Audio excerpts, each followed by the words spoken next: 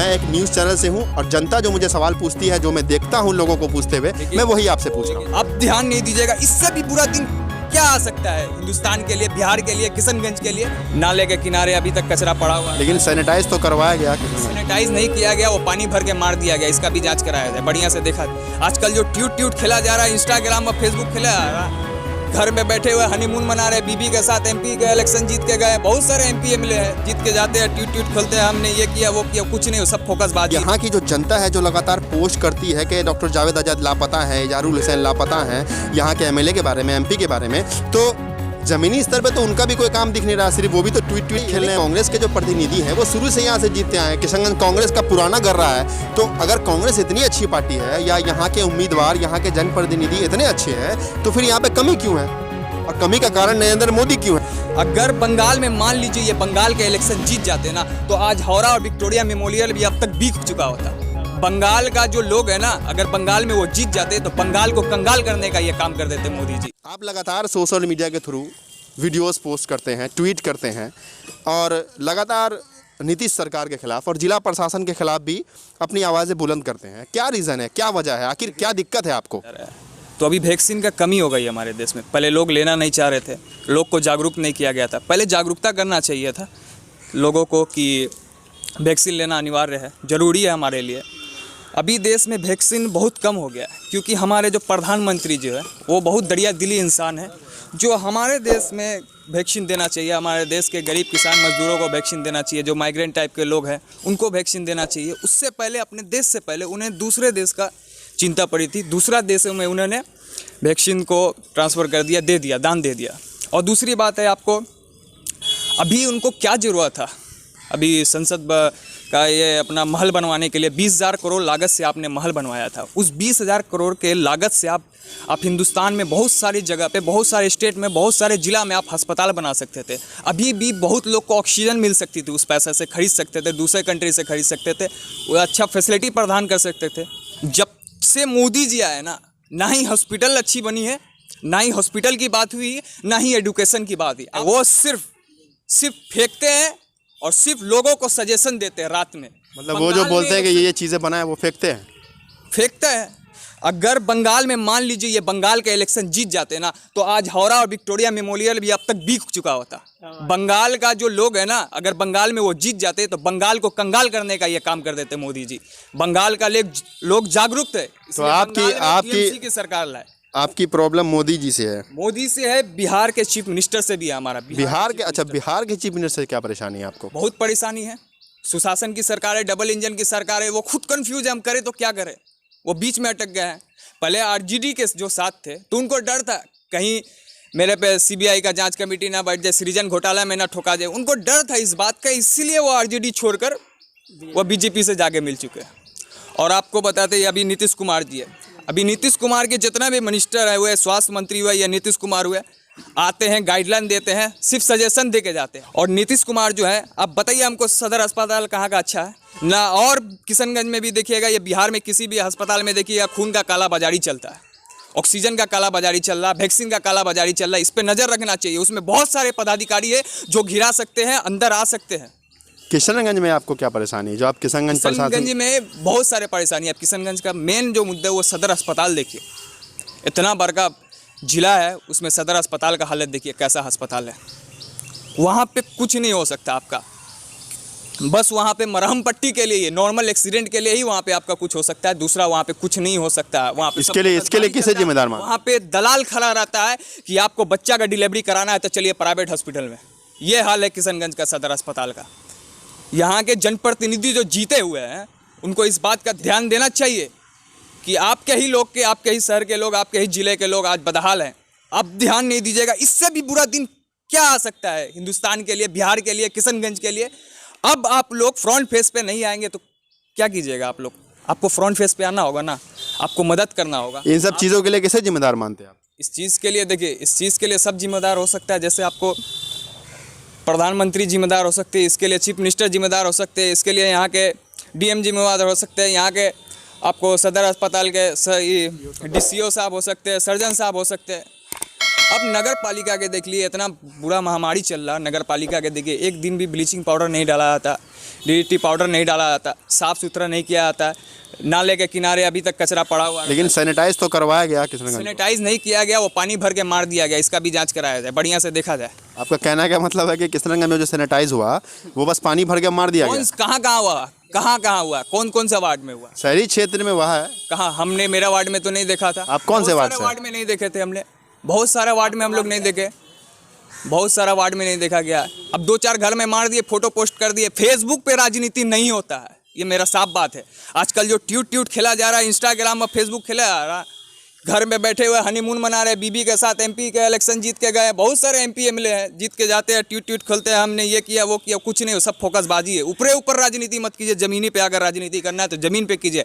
आप जनता का प्रतिनिधि, आप जनता का आवाज़ है, तो जनता का आवाज़ रोड पे आगे बुलंद करना होगा, किसी घर में नहीं। अब जीत के जाते हैं आप लोग, जिला से, विधानसभा से जीत के जाते हैं और पटना और दिल्ली में बैठते हैं, ये गलत बात है। आपको इलेक्शन पटना और दिल्ली में नहीं जीतना, आपको इलेक्शन किशनगंज से जीतना है, तो किशनगंज का रोडों पे आपको खड़ा होना होगा। अच्छा, किशनगंज के जो मौजूदा विधायक हैं, जो मौजूदा सांसद है, उसके बारे में क्या कहेंगे? देखिए वो अपना काम को कर रहे हैं, देखिए वो विपक्ष है। अब कांग्रेस की बात करते हैं, हमारा जो पार्टी के जो विधायक एमपी है श्रीनिवास वीवी का नाम सुने होंगे, श्रीनिवास, सब अभी सोया हुआ है।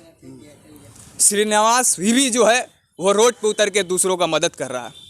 कांग्रेस का एक नूरी खान का नाम आपको पता होगा, नूरी खान जो है वो आज कांग्रेस की है, वो रोड पे उतरी हुई। जेबा खान जी है, रोड पे उतरी हुई, गरीबों का मदद कर रहे हैं, जैसे हो रहा। अभी नूरी खान को गिरफ्तार कर लिया गया। डॉक्टर जावेद आज़ाद क्या कर रहे हैं?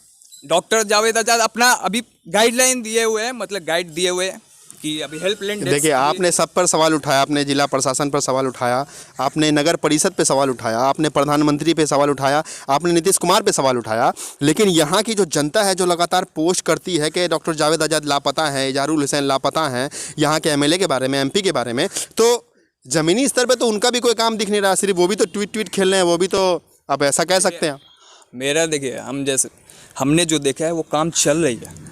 क्या काम चल रही है बताइए? प्रोसेस में चल रहा है, जैसे सदर अस्पताल है, सदर अस्पताल में देखा जा रहा है कि उन्होंने हेल्प डेस्क जारी किया है। अच्छा, एक बात बताइए, किशनगंज में डॉक्टर जावेद आज़ाद एमपी है, एमएलए जो इस क्षेत्र से इजारुल हुसैन साहब, तो कांग्रेस की सरकार तो शुरू से ही, यानी कांग्रेस के जो प्रतिनिधि हैं वो शुरू से यहाँ से जीतते आए हैं। किशनगंज कांग्रेस का पुराना कर रहा है, तो अगर कांग्रेस इतनी अच्छी पार्टी है, या यहाँ के उम्मीदवार, यहाँ के जनप्रतिनिधि इतने अच्छे हैं, तो फिर यहाँ पे कमी क्यों है?